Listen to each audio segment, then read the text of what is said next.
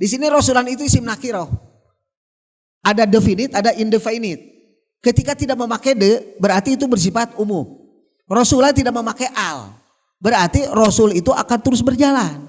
Karena di sini menunjukkan isim nakirah. Wa akhorina minhum, wa dan akan mengutus pula akhorina di akhir zaman.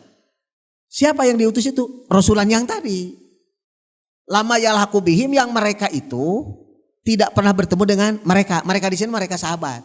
Jadi kaitannya dengan ayat ini maksudnya bahwa perlu diperhatikan di sini bahwa Allah mengutus lagi figur seorang rasul. Kalau berdasarkan kajian semantik kebahasaan Al-Quran ini. Jadi khotaman nabiyin artinya sebagai penutup. Penutup dari apanya? Penutup dari nabi dari sisi kesyariatannya. Bukan penutup minnya berarti kalau begitu. Bukan menutup berarti pribadi nabi berikutnya. Kalau di sini dilihat sebagai dari segi kalimat majmuk, kalimat kata khotaman nabiyin. Bismillahirrahmanirrahim. Asyhadu an la ilaha illallah wa asyhadu anna Muhammadar Rasulullah. Allahumma sholli ala Sayyidina Muhammad wa ala ali Sayyidina Muhammad. Assalamualaikum warahmatullahi wabarakatuh. Bapak-bapak dan ibu-ibu yang sama-sama mengharapkan keridhaan Allah Subhanahu wa taala. Baik, saya sebagai pembicara yang ketiga barangkali Pak Dadang ya, Pak Jusman, sedikit perlu diketahui juga sebenarnya Pak Dadang itu dengan saya itu satu gerbong dulunya itu. Dia sama Fakultas Syariah, saya juga Fakultas Syariah. Sama-sama mengajar di fakultas yang sama. Cuman bedanya sedikit. Pak Dadang memilih jalan yang berbeda dengan jalan saya. Kalau saya sirotnya sirot yang lain, Pak Dadang sirot meneruskan di UIN. Kalau saya meneruskannya di luar berangkat itu Pak Dadang ya. Baik, kita lanjutkan yang menjadi persoalan kajian tentang kenabian. Barangkali Pak Pemantik ya. Di sini saya mengetengahkan tentang kajian khotaman nabiyin. Berdasarkan satu pendekatan, yang satu istidlal dengan kaitan antara ayat dengan ayat. Tentulah Bapak Dr. Dadang sebagai sama-sama dari Fakultas Syariah dengan saya, pasti ketika berbicara istidlal itu daya pikirnya langsung wah si Panana mau bawa ke istidlal nih gitu kan Padang ya. Gitu. Istidlal itu kan secara terminologi dan etimologi itu menarik sebuah dalil-dalil, mengambil dasar-dasar hukum ayat yang berkaitan dengan persoalan yang sedang dibahas.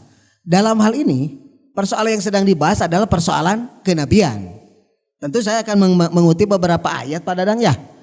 Di antaranya ayat yang pertama yang kaitan dengan istidlal itu. Yang kaitan dengan istidlal dengan kaitan ayat-ayat yang lain. Yang pertama diketengahkan di sini ada surat Ghafir. Surat Ghafir ayat 78. Saya bacakan dulu firman-Nya sebagai ayat yang berkaitan dengan tafsir untuk kajian khotaman nabiyin. A'udzubillahi minasyaitonirrajim. Bismillahirrahmanirrahim.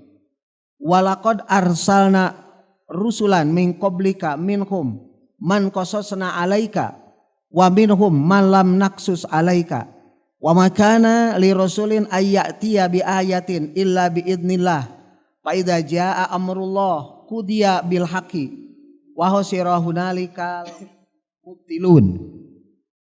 Ayat yang pertama saya terjemahkan dulu, nanti kita kaji kaitan sebagai ayat yupassiru ba'duhum ba'don kaitan dengan khotaman nabiyin.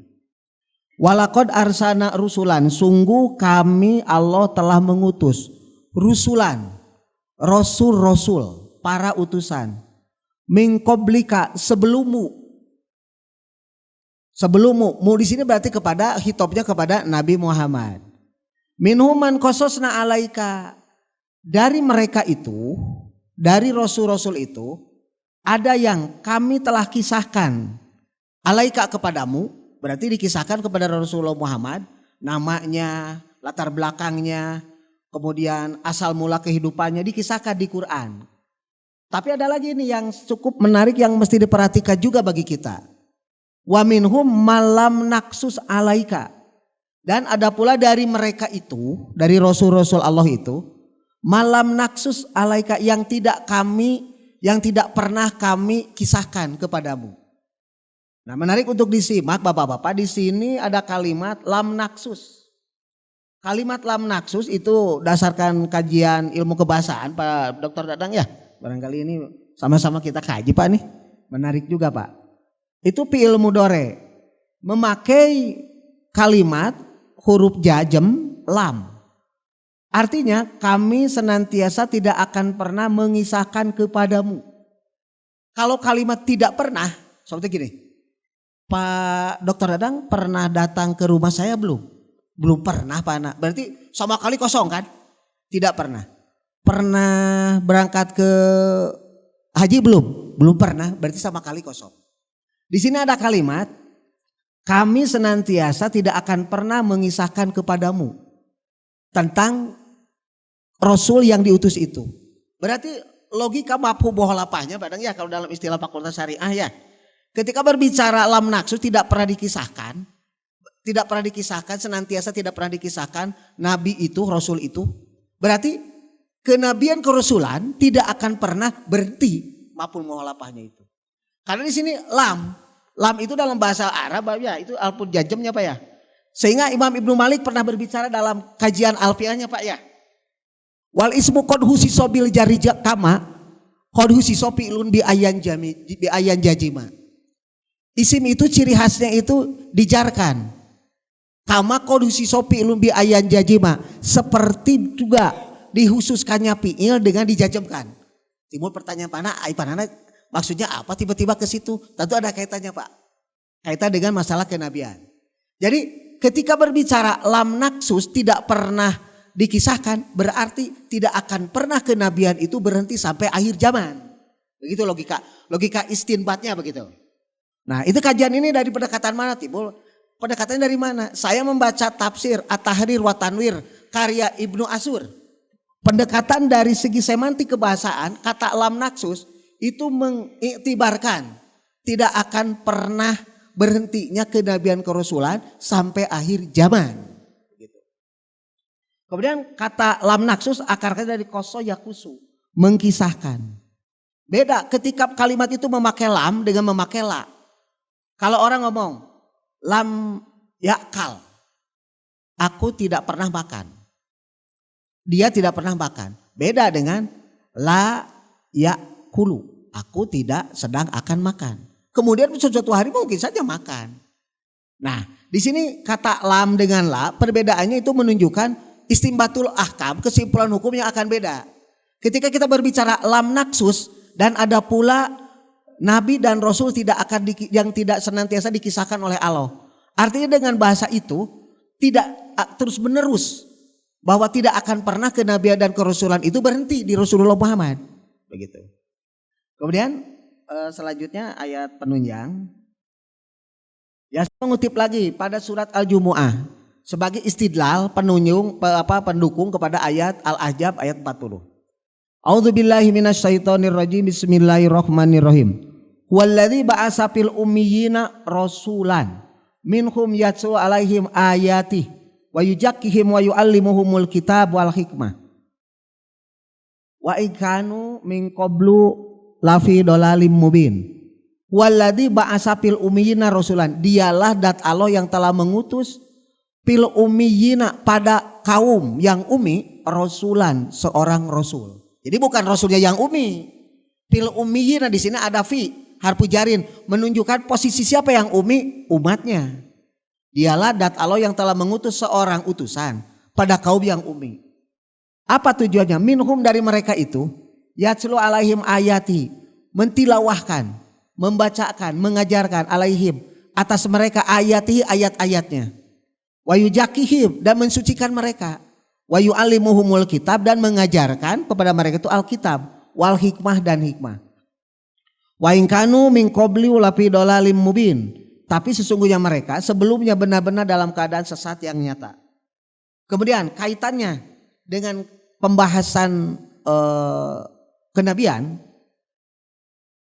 kalimat ba'asa fil ummiyina rasulan, dialah yang telah mengutus kepada kaum yang ummi seorang rasul. Kalimat yang kedua, rasulan bersifat umum dan tidak mengenal waktu. Jadi kalau kita melihat barangkali Pak Dokter ya, di sini rasulan itu isim nakirah. Ada definite, ada indefinite. Ketika tidak memakai de, berarti itu bersifat umum. Rasulullah tidak memakai al, berarti Rasul itu akan terus berjalan. Karena di sini menunjukkan isim nakiro. Barangkali Pak dalam kaidah bahasa kan kita pernah tahu ya. Nakiro itu, isim nakiro itu ismun ya dulu ala sayin goer muayyan. Isim yang menunjukkan kepada sesuatu yang tidak tentu. Kalau tidak tentu berarti tidak terbatas bahwa itu kerasulan itu berjalan sebagai utusan Allah begitu. Kemudian beda dengan ar-rasula. Kalau ar-rasula berarti bersifat khusus. Nah, kaitannya bagaimana ini antara rasulan dengan rasula? Tatkala pada kalimat Quran ada kalimat rasulan, maka perhatikan bahwa itu ada rasul yang mana. Tidak hanya terbatas kepada Rasulullah Muhammad saja. Berarti akan ada utusan-utusan Allah berikutnya begitu.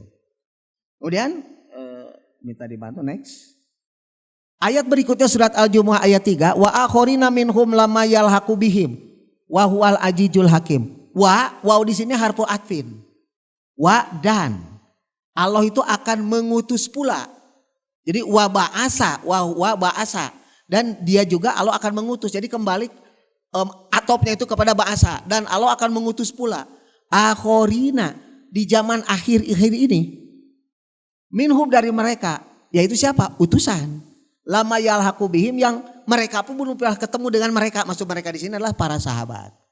Artinya di sini dengan kalimat ba'asa dan di sini ada kalimat wa akhorina, kaitannya bagaimana? Bahwa Allah mengutus seorang utusan di zaman Rasulullah Isa dan sebelumnya juga Rasulullah Muhammad. Setelah Rasulullah Muhammad wa akhorina minhum wa dan akan mengutus pula akhorina di akhir zaman. Siapa yang diutus itu? Rasulan yang tadi. Lama yalhaqu bihim yang mereka itu tidak pernah bertemu dengan mereka. Mereka di sini mereka sahabat. Jadi kaitannya dengan ayat ini maksudnya bahwa perlu diperhatikan di sini bahwa Allah mengutus lagi figur seorang rasul. Kalau berdasarkan kajian semantik kebahasaan Al-Quran ini. Kemudian di sini ada juga kalimat dalam surat Luqman dan menarik juga ada kaitan dengan yang tadi Pak Dr. Dadang sampaikan. Kalimat naba'a Pak ya. Saya bacakan dulu ayatnya. Wa in jahadaka ala antusrika bima laisa laka bihi ilmun fala tuti'huma wa sahibhuma fid dunya ma'rufan wattabi sabila man anaba ilayya summa ilayya marji'ukum fa unabbi'ukum bima kuntum ta'malun. Ini Pak yang menarik saya dalam kajian semantik kebahasaan Al-Qur'an ada kalimat naba'a fa unabbi'ukum. Tadi yang disoroti oleh Pak Dadang sangat nyambung dengan ini. Naba'a akar katanya dari naba'a dimasukkan kepada salah satu wajan. Naba'a yunabi'u tanbi'an. Dalam kajian ilmu sorof kalau nggak salah Pak ya. Naba'a yunabi itu li ta'diyah wa taksir. Jadi kalau kita terjemahkan secara hakikatul lafzi, fa'unabbi'ukum lalu Allah senantiasa akan memberikan berita kenabian. Timbul pertanyaan Pak, kenapa pakai berita kenabian? Fa'unabbi'ukum. Di sini ada naba'ayun nabi'u, salah satu daripada fawaidul wajni. Faidah penambahan huruf tasdid pada tengah huruf. Itu salah satunya dalam ilmu sorof ada yang disebut dengan nisbatul maf'ul ila aslil fi'li. Dikaitkannya objek penderita kata kerja itu dengan fi'ilnya. Jadi hakikatnya ini kalau ditulis secara nyata seluruhnya, fa'unabbi'ukum an-nubuwata bima kuntum ta'malun sebetulnya. Fa'unabbi'ukum lalu aku Allah akan senantiasa memberikan berita kenabian kepada kalian bima kuntum ta'malun tentang persoalan yang sedang terjadi dan akan terjadi. Jadi kalau saya pernah membaca tulisan dalam At-Tadhkirah baik ya. Hazrat Mirza Ghulam Ahmad menerima berita tentang A, B, C, D. Mungkin saja dasar penalarannya ayat ini. Ini saya hanya pure membahas tentang kajian semantik Al-Qur'an Pak Dokter ya, gitu. Fa'unabbi'ukum di sini itu yang disebut dalam kajian ilmu fawaidul wajni nisbatul maf'ul ila aslil fi'li. Jadi kalau dihakikatkan, kalau di cek Sunda mah diebrehkeun. Kalimat ini ditulis dengan nyata, fa'unabbi'ukum an-nubuwata bima kuntum ta'malun. Sungguh aku ini terus-menerus memberikan berita kenabian kepada kalian tentang perkara yang sedang dan akan terjadi. Timbul pertanyaannya, kalau berita kenabiannya itu terus berjalan, kira-kira nabinya ada enggak? Gak mungkin Allah memberikan berita kenabian kepada orang yang bukan nabi mungkin. Pertanyaan berikutnya, bahasa berita dalam Al-Quran ada naba'a, ada ahbaro, ada ahdasa. Kok di ayat surat Luqman ini, di surat Luqman ini membahasnya itu pakai kata naba'a, tidak begini Allah itu. Fa'uhbirukum. Berarti di sini ada something wrong. Agak sedikit rada gaya pakai something wrong. Maksud berarti ada sesuatu yang perlu diperhatikan maksud saya. Unnabi'u ini berarti tidak uhbiru. Berarti Allah senantiasa memberikan nubuah, berita kenabian. Tentang apa? Bima kuntum ta'malun, tentang persoalan yang sedang terjadi dan akan terjadi. Berarti nabinya ada enggak kira-kira? Yang pastinya ada. Karena kalimat juga Pak Unnabi'ukum begitu. Dilanjut Pak, next punten. Kemudian di surat Az-Zumar ayat 7. Wa in takfuru fa innallaha ghaniyun ankum. Wala yarda li ibadihil kufra. Wa in taskuru yardahu lakum. Wala tajiru wajiratu wizra uhra. Summa ila rabbikum marji'ukum. Payunabbi'ukum bima kuntum ta'malun. Payunabbi'ukum. Lalu dia Allah senantiasa memberikan berita kenabian kepada kalian. Bima kuntum ta'malun, tentang persoalan kuntum ta'malun, tentang persoalan yang sedang dan akan terjadi. Nah di sini lagi-lagi memakai kalimat payunabbi'ukum.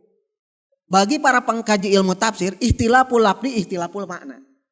Ketika berbeda lafaz berarti berbeda makna. Di sini Allah menyampaikan bahasanya tidak payuhbirukum tapi payunabbi'ukum. Berarti dari kata naba'a, nabi lagi begitu. Payunabbi'ukum bima kuntum ta'malun, senantiasa Allah terus-menerus memberikan berita kenabian kepada kalian. Naba'a yunabi'u juga fi'il mudhari'. Fi'il madhi dari naba'a. Kemudian di sini kenapa terus-menerus? Karena di sini menunjukkan bahwa nisbatul maf'ul ilal aslil fi'li.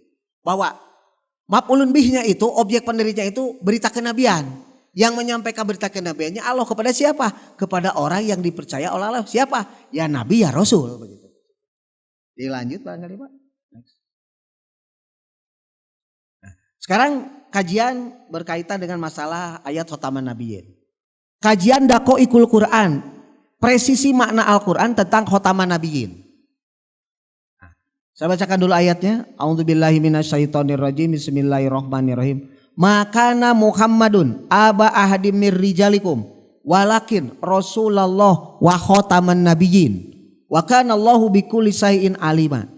Makana Muhammadun, bukanlah Muhammad itu aba ahadim mir rijalukum, bapak salah seorang di antara laki-laki kalian. Walakin Rasulullah, akan tetapi dia seorang rasul.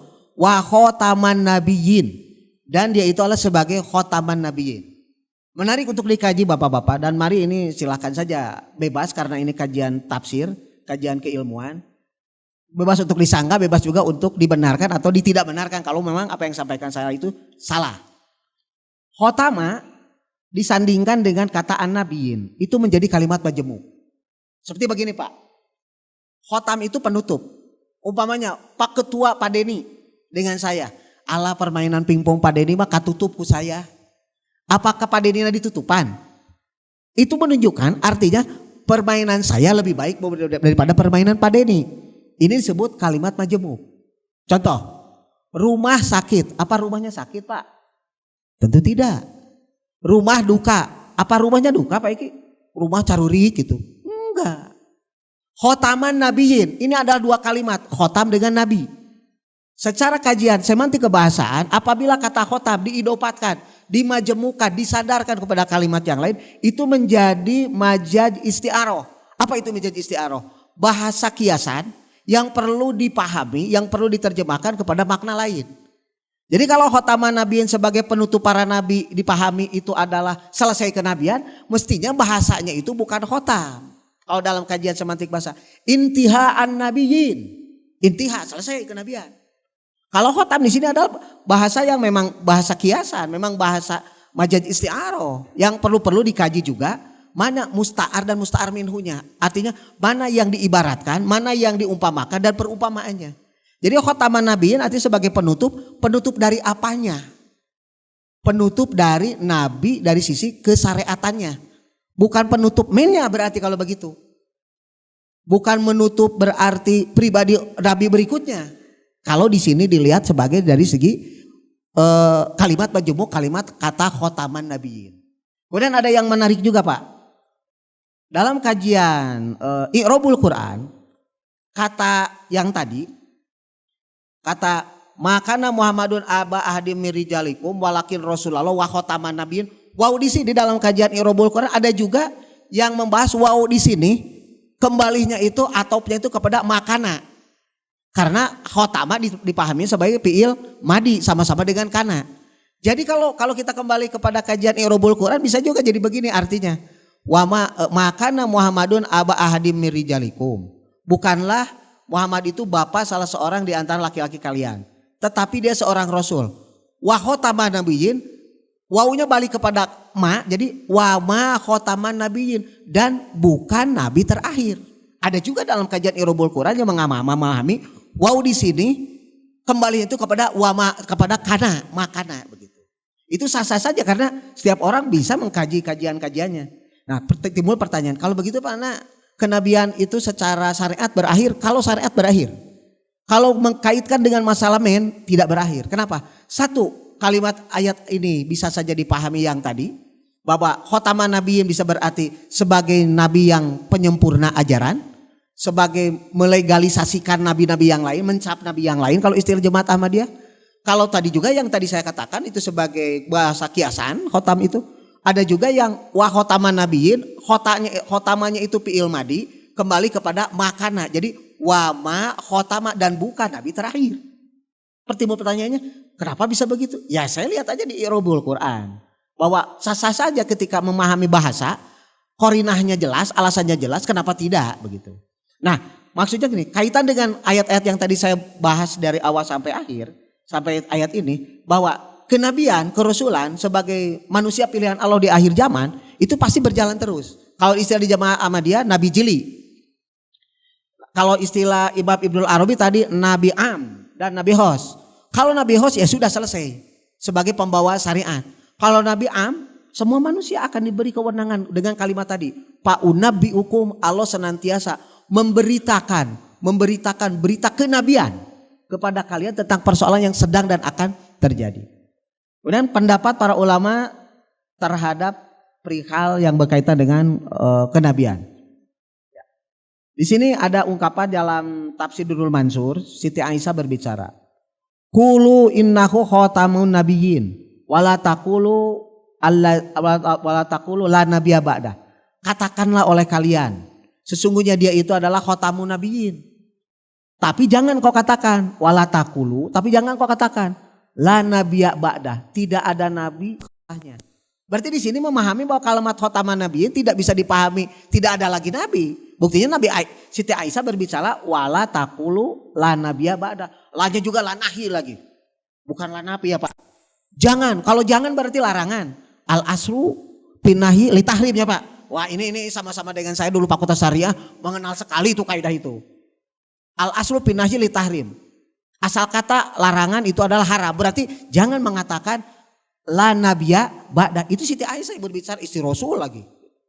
Kemudian untuk yang terakhirnya di sini dibahas pula bahwa terkait tentang adapun hadis tidak ada wahyu sesudahku adalah batal. Riwayat yang masyhur di antara kebanyakan orang bahwa Jibril tidak akan turun lagi ke bumi sesudah wafatnya Nabi Muhammad. Juga tidak berdasarkan apa-apa. Ini kaitan dengan masalah yang tadi yang disampaikan bahwa kenabian kerasulan itu tetap berjalan. Apalagi kaitan dengan masalah peristiwa pewahyuan yang berjalan di setiap hari. Barangkali itu yang bisa saya sampaikan kepada para hadirin yang ada di sini.